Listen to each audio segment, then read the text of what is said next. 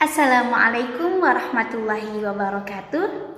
Kami dari kelompok 4 di sini kami akan menjelaskan tentang apa itu fungsi manajemen yang keempat, directing, dan menjawab pertanyaan tentang bagaimana perencanaan dalam perpustakaan yang baik itu. Yang pertama, pemateri pertama akan disampaikan oleh teman saya, yaitu Irma Royani. Kepadanya disilahkan. Assalamualaikum warahmatullahi wabarakatuh. Perkenalkan, nama saya Irma Riani. Saya dari MPI Manajemen Pendidikan Islam semester 3. Saya perwakilan dari kelompok 4. Baik, di sini saya akan menjelaskan fungsi pengarahan directing, tujuan pengarahan dan pokok permasalahannya. Nah, yang pertama itu fungsi pengarahan directing. Nah, pada prinsipnya tidak ada bawahan yang mampu bekerja sendiri tanpa arahan dari seorang pemimpin atau manajernya. Bawahan selalu perlu mendapat bimbingan dan petunjuk dari si manajer agar bawahan tersebut bisa bekerja dengan sebaik mungkin. Nah, pengarahan itu disebut sebagai gerakan aksi mencakup kegiatan yang dilakukan seseorang mulai dari mengawali sampai melanjutkan kegiatan yang telah ditetapkan dalam unsur perencanaan tersebut. Menurut Bapak Siswanto, berpendapat bahwa pengarahan adalah suatu proses bimbingan atau petunjuk instruksi kepada bawahan agar si bawahan bisa melakukan pekerjaannya dengan sebaik dan semaksimal mungkin. Nah, pengarahan dalam sebuah organisasi atau lembaga adalah kegiatan kegiatan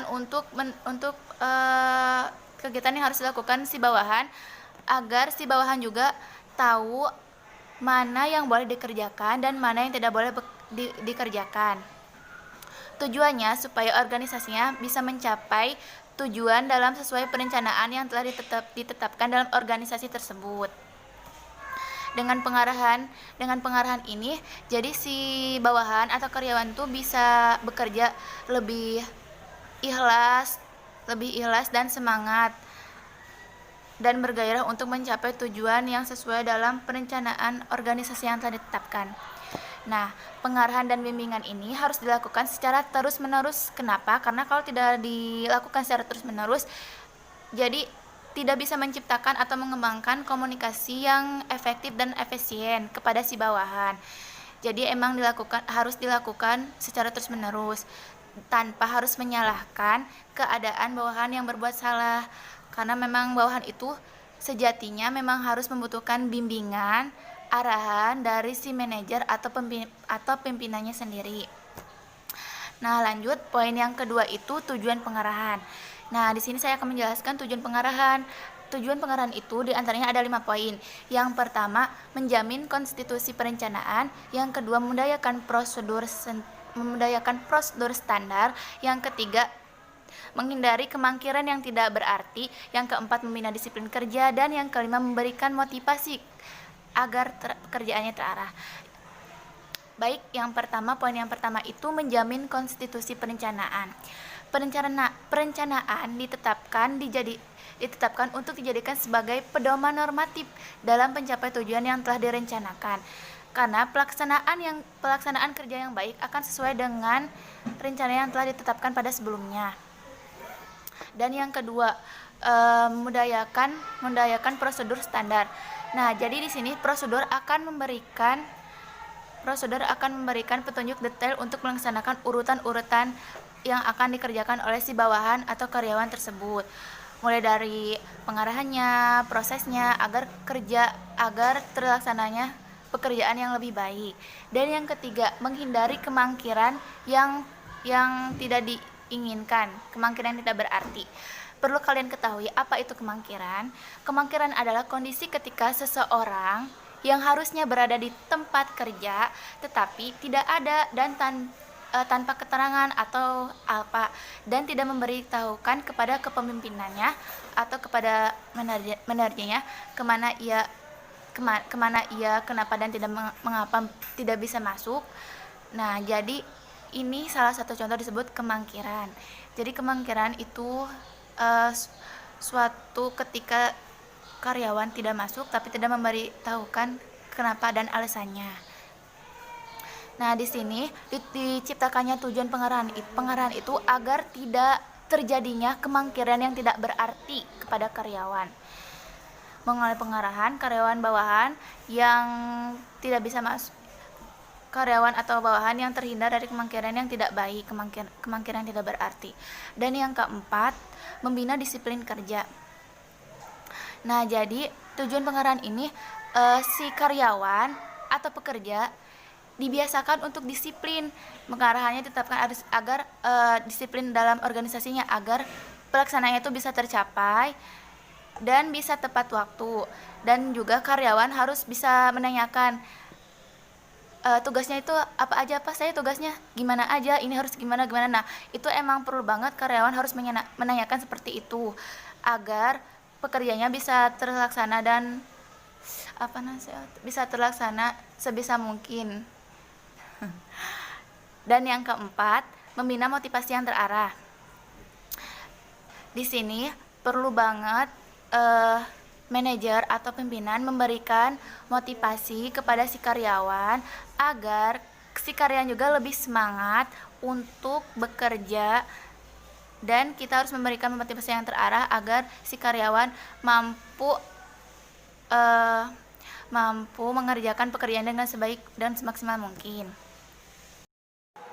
Nah, dan yang ketiga adalah pokok-pokok permasalahan dalam perencanaan. Pokok-pokok permasalahan dalam perencanaan itu ada 4 poin. Yang pertama yaitu tingkah laku manusia. Manajemen adalah usaha untuk mencapai suatu tujuan melalui kegiatan-kegiatan orang lain. Hal ini berarti manajer atau pimpinan dalam sebuah perusahaan atau organisasi menyuruh bawahannya untuk mengerjakan sebagian tugas-tugasnya dalam mencapai tujuan organisasi tersebut. Pimpinan dalam membina kerja kepada karyawan perlu memahami tingkah laku manusia. Mengapa? Karena manusia dalam berkelompok kan punya latar belakang yang berbeda-beda, heterogen, yang seperti perbedaan umur, jenis kelamin, pendidikan, agama, dan kebudayaannya. Jadi si pemimpin tuh harus tahu tingkah laku karyanya seperti apa, dan pekerjaan ini kamu harusnya bisa mengerjakan seperti ini dan bisa menempatkan yang semestinya ditempatkan. Jadi memang si pemimpin itu harus mengetahui tingkah laku karyawan dan bawahannya agar bisa mengarahkan anggotanya dalam melaksanakan pekerjaannya dengan tulus dan ikhlas. Nah, yang kedua itu hubungan manusiawi. Hubungan manusiawi adalah hubungan antara orang-orang yang dilakukan dalam suatu organisasi. Nah, jadi hubungan ini bukan bersifat kekeluargaan, tapi hubungan ini dalam sebuah organisasi itu bertujuan untuk mewujudkan organisasi tersebut. Nah, yang ketiga, komunikasi. Komunikasi itu sangat penting sekali dalam sebuah pokok permasalahan. Mengapa? Karena kalau tidak ada komunikasi, otomatis perencanaan itu tidak akan berjalan semaksimal mungkin.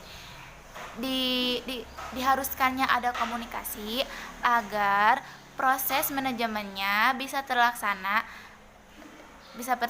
dengan baik kepada sesama anggotanya.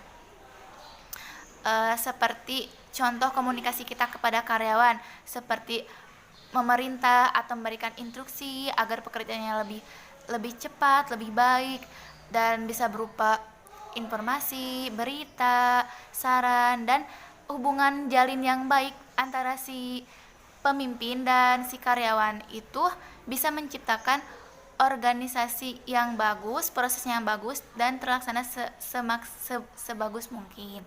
Dan yang ketiga, kepemimpinan.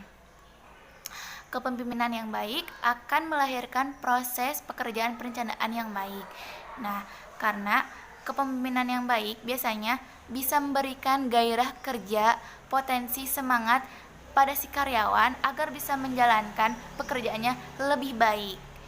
Nah, jadi memang harus diperlukan sekali kepemimpinan yang baik dalam pokok-pokok permasalahan dalam pokok-pokok permasalahan perencanaan ini. Nah, mungkin cukup sekian yang bisa saya paparkan, saya ketahui. Semoga bisa bermanfaat. Mohon maaf apabila ada kesalahan dalam setiap kata, mimik yang tidak sesuai karena saya masih belajar. Mohon maaf sebelumnya Pak dosen. Semoga apa yang bisa saya paparkan, manfaatkan bisa bermanfaat khususnya bagi saya, umumnya bagi kita semua. Billahi taufiq wal hidayah. Wassalamualaikum warahmatullahi wabarakatuh. Materi kedua yaitu perencanaan perpustakaan.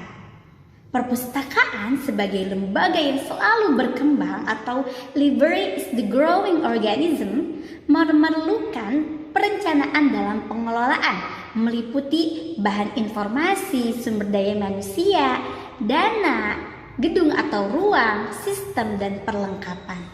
Sumber daya manusia merupakan unsur pendukung yang utama dalam kegiatan organisasi atau lembaga. Kebutuhan sumber daya manusia untuk perpustakaan itu perlu direncanakan dengan mempertimbangkan jenis kegiatannya, kualitas dan kuantitas tenaga spesialisasi, pemanfaatan teknologi informasi, dana dan tingkat pendidikan pemakai. Mengingat begitu pentingnya perencanaan bagi suatu perpustakaan, dalam penyusunannya diperlukan pengetahuan yang luas. Menurut Sulisto Basuki, perencanaan ini terkait masalah sumber daya manusia, dana dan fasilitas lain sebagai pendukung pelaksanaan. Pentingnya perencanaan bagi suatu perpustakaan disebabkan karena hal-hal berikut. Yang pertama, perencanaan merupakan dasar pelaksanaan aktivitas. Pimpinan perpustakaan tidak akan mampu melaksanakan fungsi manajemen dan kepemimpinan dengan baik tanpa perencanaan yang sudah ditetapkan. Perencanaan yang memadai akan memberikan petunjuk kepada pimpinan perpustakaan mengenai sistem organisasi, prosedur dan kebijakan yang ditempuh, kualifikasi tenaga yang diperlukan, dan ke arah mana lembaga harus dikirakan untuk melakukan pekerjaan dan tugas-tugas kepustakawan.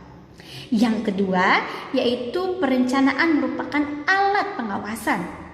Pengawasan sebenarnya merupakan upaya sistematis untuk menetapkan standar prestasi sesungguhnya dengan standar yang telah ditetapkan.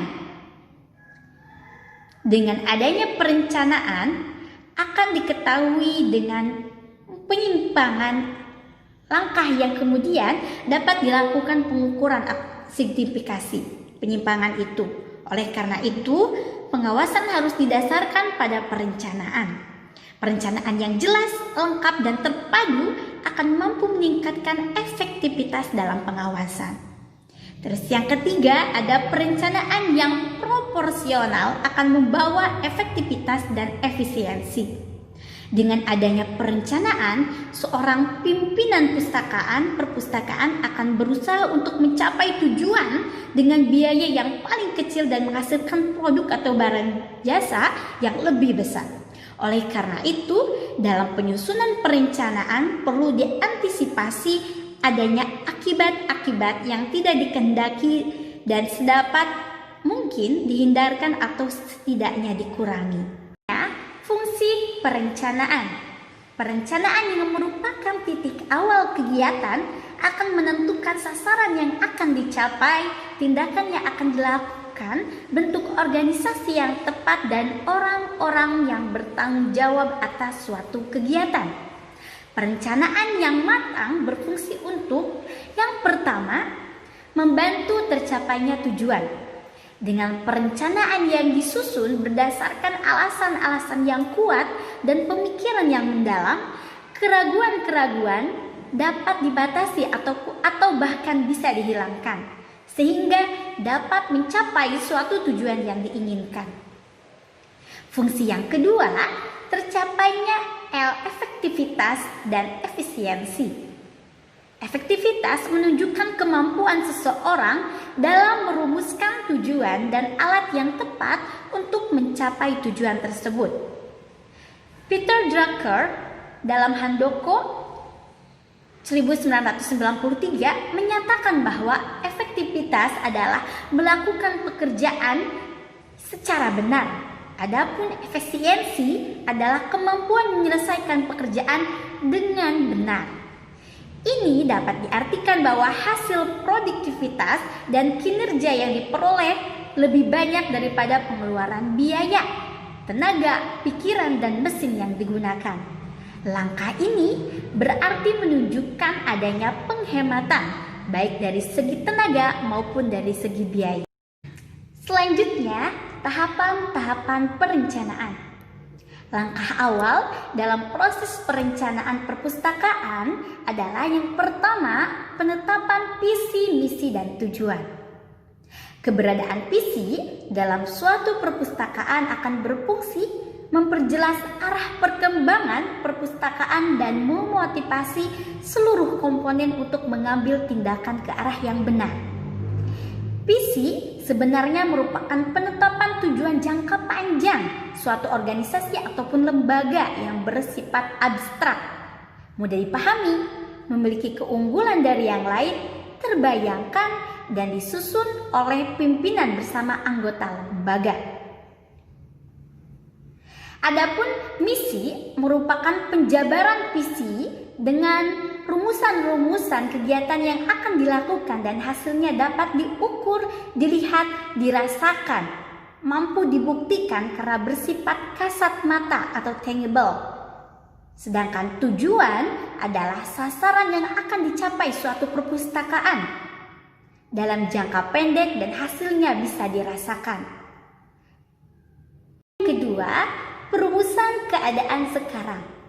Keadaan perpustakaan sekarang perlu dipahami, baik kekurangan maupun kelebihannya. Hal itu penting untuk menetapkan langkah-langkah yang akan dilakukan.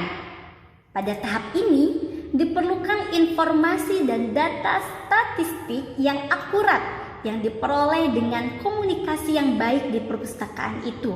Contohnya, dalam melakukan pengadaan koleksi bahan pustaka, haruslah memiliki komunikasi antara pustakawan dan bagian-bagian pengolahan. Karena dalam mengadakan koleksi perlu diketahui buku-buku apa saja yang paling diminati dan paling banyak dipinjam oleh pemustaka. Kemudian dilakukan pencatatan untuk memperoleh data atas koleksi-koleksi apa saja yang perlu diadakan.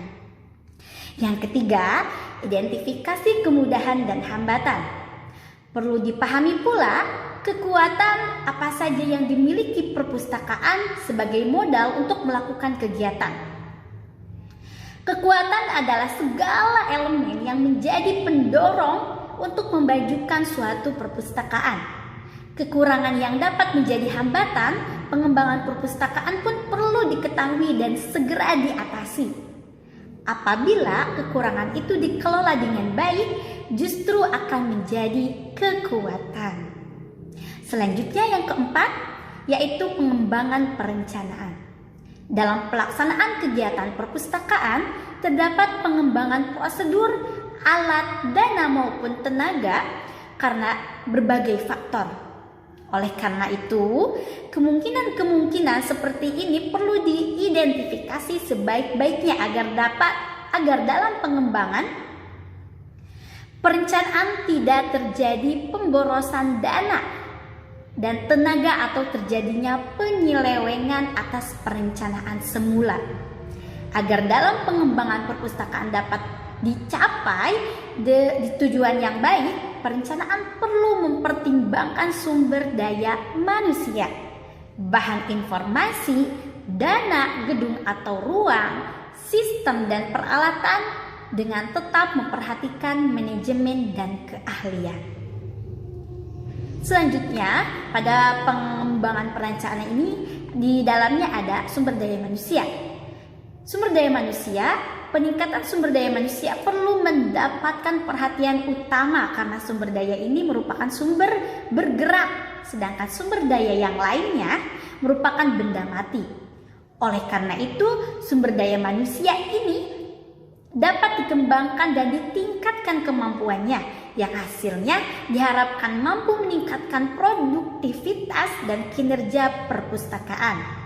Seluruh SDM ataupun personalia yang dimiliki perpustakaan perlu diatur sedemikian rupa. Dalam hal ini disebut manajemen sumber daya manusia atau Human Resource Management.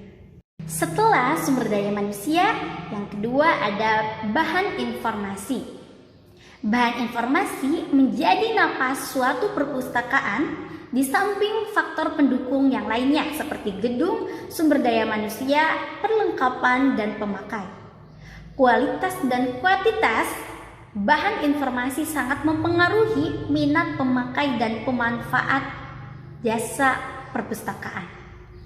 Macam-macam bahan informasi yang diterima di perpustakaan dapat terdiri dari bahan buku atau bahan non-buku. Bahan buku dapat terdiri dari buku teks, bahan rujukan, laporan penelitian, makalah temu ilmiah, karya akademik, literatur kelabu, karya fiksi, dan terbitan berkala. Sedangkan bahan non-buku dapat terdiri dari mikrofilm, film mikro, kaset, piringan hitam, CD, dan lain sebagainya. Selanjutnya, perabot dan perlengkapan perpustakaan. Yang pertama, perabot dan perlengkapan yang bergerak.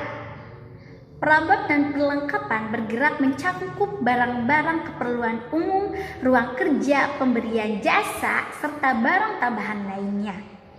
Barang untuk keperluan umum maksudnya adalah barang yang akan digunakan pengunjung termasuk meja, kursi, rak, buku, laci, katalog, meja sirkulasi, bangku, sofa, filing kabinet, dan meja pameran. Yang kedua ada perabot dan perlengkapan yang tidak bergerak. Perlengkapan yang tidak bergerak terdapat di perpustakaan mencakup penerangan, alat pendingin udara ataupun AC, pencegahan kebisingan, alat kebakaran, komunikasi dan fumigasi. Dalam perencanaan perabot perlu memperhatikan beberapa hal agar tidak terjadi pemborosan dan agar terjadi kesesuaian perabot dengan ruangan dan orang yang melakukan pekerjaan tersebut. Langkah-langkah itu diantaranya yang pertama ada perencanaan perabot yang telah dimiliki. Perlu diinventarisasi perabot yang telah dimiliki mengenai jenisnya, spesifikasinya, dan jumlahnya. Berapa kira-kira perabot yang masih bisa digunakan, berapa yang harus diperbaiki, berapa yang harus diperbaiki ataupun diganti yang baru, dan lain sebagainya. Yang kedua yaitu ketersediaan ruangan. Perlu diketahui secara pasti luas ruangan, ventilasi, warna pencahayaan, dan tinggi rendahnya ruangan. Unsur-unsur ini diperlukan sebagai bahan pertimbangan penentuan jenis perabot, ukuran, spesifikasi, model, dan warnanya. Selanjutnya yang ketiga yaitu spesifikasi perabot. Perabot-perabot yang diperlukan perpustakaan dicatat spesifikasinya, ukurannya, ciri khasnya, mereknya, bahannya, warna, kemampuan atau ketahanan barangnya ataupun perabotnya, dan lain sebagainya. Yang keempat, rencana tata ruang perpustakaan. Perpustakaan sebagai lembaga informasi harus selalu mengikuti perkembangan teknologi dan informasi dan kebutuhan masyarakat di lingkungan. Dengan demikian, perlu dipikirkan sistem tata ruang dengan cermat. Di masa depan kiranya tidak harus memikirkan perluasan ruangan, tetapi perlu direncanakan pemanfaatan teknologi informasi seperti CD-ROM, internet, film mikro, e-journal, e-books, dan lain sebagainya. Selanjutnya, perencanaan gedung perpustakaan. Perencanaan gedung perpustakaan yang baik akan menghasilkan tempat kerja yang nyaman, efisien, dan menyenangkan bagi staf perpustakaan maupun bagi pengunjung yang datang untuk mengunjungi perpustakaan. Untuk menghasilkan gedung yang representatif, maka perlu perencanaan yang sesuai dengan keperluan penggunaan objek dan fungsi perpustakaan. Langkah-langkah yang harus dipersiapkan dalam pembuatan gedung adalah sebagai berikut. Yang pertama yaitu penunjukan personalia. Menunjuk seseorang yang bertanggung jawab atas pembangunan gedung termasuk perencanaan dan menyiapkan perlengkapan perpustakaan. Yang kedua yaitu prinsip desain gedung. Gedung perpustakaan harus memiliki desain fungsional, yaitu desain yang dibuat ada manfaatnya dan memperhitungkan pertumbuhan dan perkembangan masa mendatang. Pembangunan gedung hendaknya bersifat fleksibel, artinya mampu menyesuaikan tata letak tanpa perlu perubahan struktur gedung secara besar-besaran. Berarti adanya ketertukaran semua ruang rak, ruang baca dan ruang staf.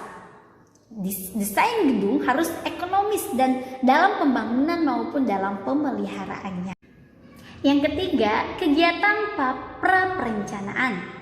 Petugas yang ditunjuk sebaiknya seorang pustakawan atau catatan pustakaan yang mengenai program pembangunan gedung perpustakaan hendaknya berisi seperti deskripsi badan induk dengan penekanan pada objek serta fungsinya, peranan perpustakaan dalam pemberian jasa, melayani badan induk serta karyawannya, deskripsi jasa perpustakaan yang direncanakan, penyediaan ruangan dengan memperhitungkan kebutuhan 10 tahun mendatang untuk keperluan ruang koleksi, ruang staf perpustakaan, ruang lain. Selanjutnya bagian organisasi yang menunjukkan bagaimana perpustakaan menyusun sumber jasa dan personalia untuk melaksanakan berbagai fungsi keperpustakaan. Yang keempat, perkiraan ruangan. Standar yang biasanya dalam pembangunan gedung perpustakaan berdasarkan standar IEC, Indian Standard Commendation relating to primary element in the design of the building 1977. Sebagai berikut, ruang dokumen atau bahan pustakawan 150 volume per meter persegi, ruang staf kepala dan wakil kepala 30 meter persegi, ruang pengadaan dan pengolahan bahan perpustakaan 9 meter persegi, staf administrasi dan profesional 5 meter persegi, ruang penggunaan luas rata-rata per pembaca di ruang baca 2,33 meter persegi. Ruang jasa dapat diperhitungkan berdasarkan permintaan setempat. Ruang untuk keperluan lain seperti ruang untuk tangga, ruang jasa dapat di ruang tangga, koridor, pintu masuk, lobi, toilet, tiang pengangkut barang dan lift. Ruang untuk keperluan ini besarnya sekitar 30% hingga sepertiga dari ruangan untuk bahan pustaka, pembaca, jasa, dan staf. Yang kelima, panitia pembangunan gedung. Panitia pembuatan perpustakaan beranggotakan arsitek, pustakawan, konsultasi perpustakaan, interior dekorator atau desainer, kepala lembaga yang dibawahi perpustakaan seperti Dewan Perpustakaan, rektor atau wakilnya, dan lainnya seperti dari bagian administrasi dan keuangan. Selanjutnya, pemilihan lokasi. Pemilihan lokasi hendaknya memperhitungkan kenyamanan pengguna, perluasan masa mendatang, ketersediaan tanah dan dana. Lokasi perpustakaan harus strategis terjangkau oleh semua pihak. Selanjutnya, rencana pendahuluan, yaitu rencana pendahuluan dibahas dengan arsitek konsultan, pustakawan serta pemimpin badan induk yang dibawahi perpustakaan. Pada tahap ini, perpustakaan atau pustakawan memegang peranan penting dan pustakawan mampu memvisualisasikan apakah permintaan perpustakaan dalam rencana pendahuluan terpenuhi atau tidak. Gedungnya akan dibangun bersifat ekonomis, luas, serta tersedia kemungkinan perluasan masa mendatang. Selanjutnya, rencana akhir dan spesifikasi atau rencana kerja. Pada tahap ini, rencana kerja mencakup rencana lantai, elevasi, dan seksi dan rincian struktur rencana pembangunan disertai dengan spesifikasi tertulis untuk tipe dan kualitas material yang digunakan. Dan pustakawan harus memeriksa dengan cermat gambaran, tata letak perabot, lantai, langit-langit, dan sebagainya. Selanjutnya, perencanaan pengadaan bahan pustaka. Secara umum, perencanaan berarti suatu proses berpikir menentukan tindakan-tindakan yang akan dilakukan pada masa yang akan datang dalam rangka mencapai tujuan yang ditetapkan sebelumnya. Sedangkan perencanaan pengadaan bahan-bahan pustaka adalah suatu proses berpikir menentukan usaha-usaha yang akan dilakukan pada masa yang akan datang untuk memperoleh bahan-bahan pustaka dalam rangka terselenggaranya perpustakaan dengan sebaik-baiknya. Dalam perencanaan pengadaan bahan-bahan pustaka, ada beberapa langkah yang harus ditempuh oleh pustakawan. Yang pertama, inventarisasi bahan-bahan pustaka yang harus dimiliki. Menginventarisasi bahan-bahan pustaka yang harus dimiliki oleh perpustakaan, yaitu berpedoman pada buku-buku yang memuat daftar bahan pustaka. Untuk memperoleh daftar buku itu, pustakawan bisa menghubungi penerbit-penerbit yang ada di dalam negeri maupun yang ada di luar negeri. Biasanya setiap penerbit sering mengeluarkan ataupun menerbitkan katalog buku, di mana dalam katalog buku tersebut dirinci buku-buku yang sedang diterbitkan oleh penerbit yang bersangkutan dalam masa tertentu. Seandainya untuk menghubungi penerbit tersebut pustakawan mengalami kesulitan, di mana mungkin disebabkan belum diketahuinya alamat penerbit ataupun hambatan-hambatan lain, maka pustakawan bisa menghubungi beberapa toko buku yang seringkali mendapatkan kiriman daftar buku dari penerbit-penerbit. Yang kedua, inventarisasi bahan-bahan pustaka yang sudah dimiliki. Langkah kedua dalam perencanaan ini yaitu menginventarisasi lagi buku-buku yang sudah dimiliki. Untuk menginventarisasi bahan-bahan pustaka ini, pustakawan bisa berpedoman kepada buku induk perpustakaan. Apabila perpustakaan tersebut belum memiliki buku induk, maka pustakawan harus menginventarisasi semua bahan-bahan pustaka dan tentunya akan membutuhkan waktu yang cukup lama. Yang ketiga, analisis kebutuhan bahan-bahan pustaka. Berdasarkan inventarisasi di atas yang tadi sudah dijelaskan, pustakawan sudah bisa menginventarisasi bahan-bahan pustaka yang dibutuhkan. Yang dimaksud dengan bahan-bahan pustaka yang dibutuhkan adalah bahan-bahan pustaka yang seharusnya dimiliki atau tersedia di perpustakaan. Tetapi bahan-bahan pustaka tersebut belum dimiliki oleh perpustakaan itu. Cara yang dapat ditempuh untuk menganalisis bahan-bahan pustaka yang dibutuhkan adalah membandingkan antara inventarisasi bahan-bahan pustaka yang harus dimiliki dengan hasil inventaris bahan-bahan pustaka yang sudah dimiliki. Yang keempat, yaitu menetapkan prioritas. Apabila hasil analisis kebutuhan bahan-bahan pustaka menunjukkan bahwa bahan-bahan pustaka yang dibutuhkan sangat banyak, sementara dana yang ada tidak cukup ataupun minim sekali, maka perlu adanya prioritas dari seluruh bahan pustaka yang dibutuhkan, sehingga dapat ditetapkan bahan-bahan pustaka yang mana yang harus segera diusahakan. Ada beberapa hal yang perlu dijadikan dasar pertimbangan dalam menetapkan prioritas. Yang pertama, yaitu bakat dan minat baca. Yang kedua, pengetahuan, kecakapan, dan keterampilan. Yang ketiga, yaitu tingkat usianya. Yang keempat, sumber-sumber pengadaan bahan pustaka. Yang kelima, anggaran yang tersedia untuk pengadaan bahan-bahan pustaka. Selanjutnya yaitu menentukan cara pengadaan bahan-bahan pustaka. Langkah terakhir dalam perencanaan pengadaan bahan pustaka adalah menentukan cara pengadaannya. Jadi setelah menentukan buku-buku yang mana yang harus diusahakan, yang segera harus tersedia, yang harus dimiliki, tentunya cara pengadaannya mungkin dengan cara membeli, bisa hadiah, menyewa, meminta donatur, ataupun lain sebagainya. Sekian penjelasan perencanaan perpustakaan yang bisa saya sampaikan. Hasil yang dapat kami ambil yaitu perencanaan merupakan titik kegiatan perpustakaan dan harus disusun oleh perpustakaan itu sendiri. Perencanaan berguna untuk memberikan arah menjadi standar kerja, memberikan kerangka pemersatu dan membantu memperkirakan peluang-peluang.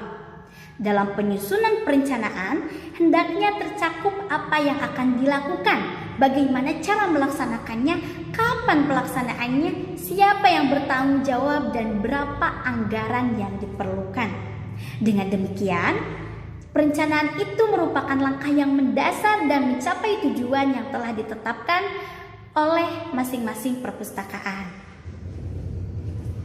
Sekian presentasi dari kelompok kami. Mohon maaf apabila ada kekurangan maupun kesalahannya. Sampai jumpa di lain waktu. Wassalamualaikum warahmatullahi wabarakatuh.